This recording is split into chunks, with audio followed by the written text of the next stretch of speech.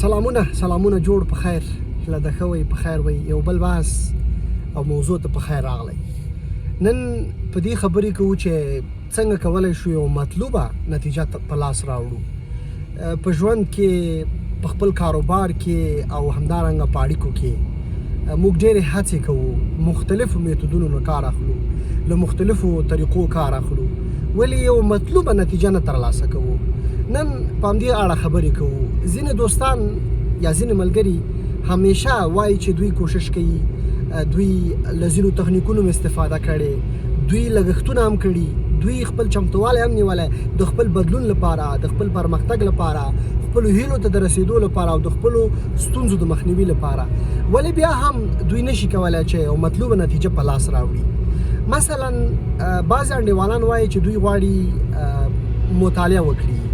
مختلف مسائل ولولي یا په خپل مسلک کې ځینې مسائل چې دای پرې نه پوهېږي هغه ولولي ورته پلان کوي کتابونه هم پیري او حتی شروع کوي مطالعه کوي خو بیا هم د ده ذهن ته څه نه راځي بیا هم دی په دې باندې قانع نه دی چې د تغییر کړی دی په دې قانع نه دی چې د له مطالعې څه اخذ کړی دی یا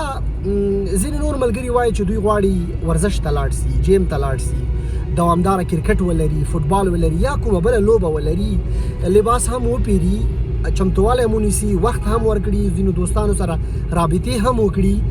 حتی ډګر ته هم کته سي خو بیا هم د ده دغه سپورت یا دا ورزش دوامداره نه پاتې کیږي نو بیا هم مطلوبه نتیجه په لاس رانغله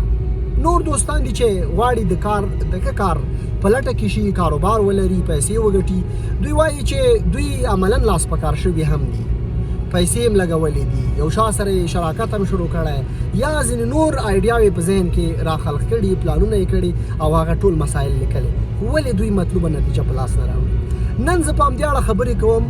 په دې هیله چې دا بحث را سره تر پایه واورئ دوستانو تر ټولو لویه ستونزه که چېرته په دغسې حالت سره مخامخ یاست دا ده چې تاسې خپل هغه ګول دا سپیسیفیک کړی نه ده دا مو مختص کړی نه ده او دا مو ساده کړی نه ده کله چې تاسې دا خپل هدف واضح کړئ روښانه یې کړئ لنډ یې کړئ او کوتاه او روښانه یې کړئ ساده یې کړئ نو بیا به تاسې وکولی شئ چې خپل هدف ته ورسیږئ که غواړئ چې مطالعه وکړئ بس ټول فوکس او ټول تمرکز دې په مطالعه وکړه بیا په مطالعه کې هغه ځانګړتیا ته باید راسي ځانګړوالي ته باید راسي څه غواړئ ولولئ په خپله بخش کې غواړئ مطالعه وکړئ عمومي معلومات غواړئ ولولئ سیاست غواړئ ولولئ یا هم سوشل موضوعات یا ادبیات غواړئ او لیوالتیا ده چې هغه ته پام وکړئ لطفا ته که چېرته غواړئ چې مطالعه وکړئ دغه کټګوري دې را مشخصه کړه تا ته به لاره در خلاصه سي تا ته به یوه محدوده در تعین شي او ته به وکولی شي چې په خپله آرامه توګه مخته لاړ شي او مطالعه وکړي یا غواړئ کاروبار وکړئ په کومه برخه کې غواړئ کاروبار وکړئ هغه ستاسې ټیلنټ څه دی هغه ستاسې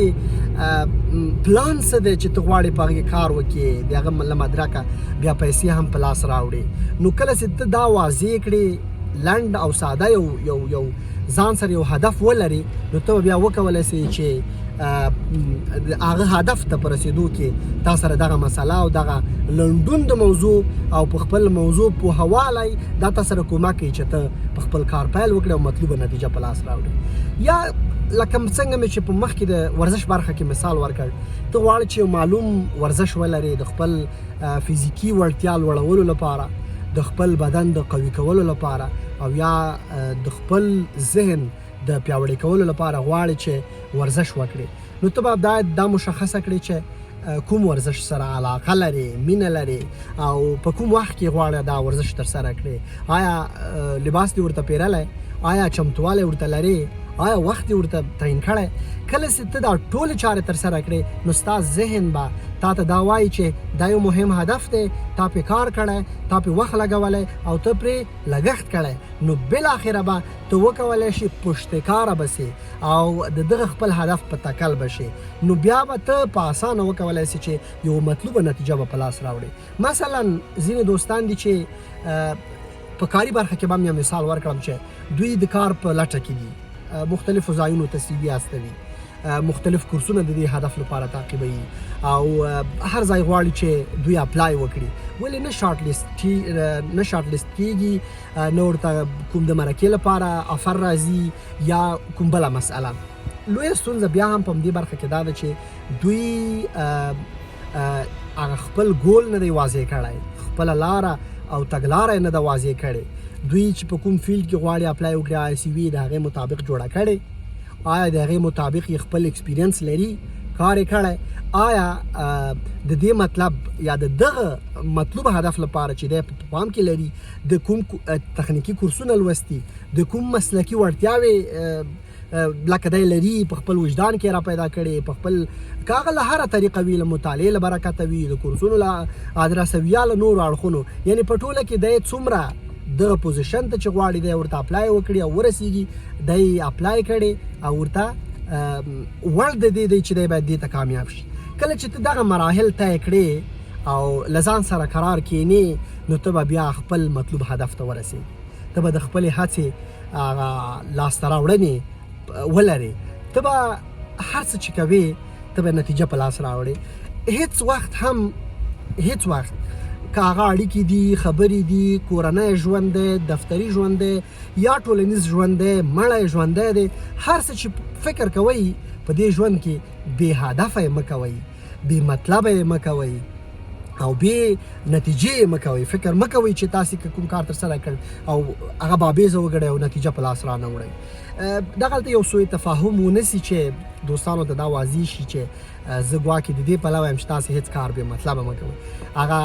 د ټولنیزو مسایلو بې مطلبي دا مطلب نه دی چې زه وایم دوستانو ته دا مشوره ورکوم چې تاسې هېڅ کار بې مطلبه مه کوئ دا ګټه لري بې مطلبه دا معنا چې ته مثبت ګرا واوسه ته مثبت خپل کړه او د مثبت دید له مخې ته د خپل ځان د بدلون لپاره هدف ولره ګواکې داسې نه چې ته د منفي ګرایۍ له آنده یا د منفي آندۍ له مخې ته وکولی شي چې خلکو ته یو مطلب ولري او کله چې ستا هغه مطلب پوره شو او بیا خپله مخه ځه نه زه د دې پلوی نه یم زه هغه د نارسیسټانو خبره دا تاییدوم چې تاسې باید په خپل ځان فوکس وکړئ کله چې ته په خپل ځان فوکس وکړې ته بیا بل چاته ستونزه نه اړوې تا نه اشتباه نه کېږي تا نه یو خدای مکه یو درغلي نه کېږي یو جرم نه واقع کېږي ته د خپل ځان په تکل یې ته د خپل ځان په هڅه کې او د بدلون په لټه کې نو بالاخره به خدای جل جلاله تا ته یوه مطلوبه نتیجه په لاس درکړي او ته به د یو ښه ژوند څښتن واوسې ډېره مننه چې زما ویډیوګانې ګورئ تر بلې ویډیو مو په لوی الله سپارم ښاد او ودان اوسئ بای بای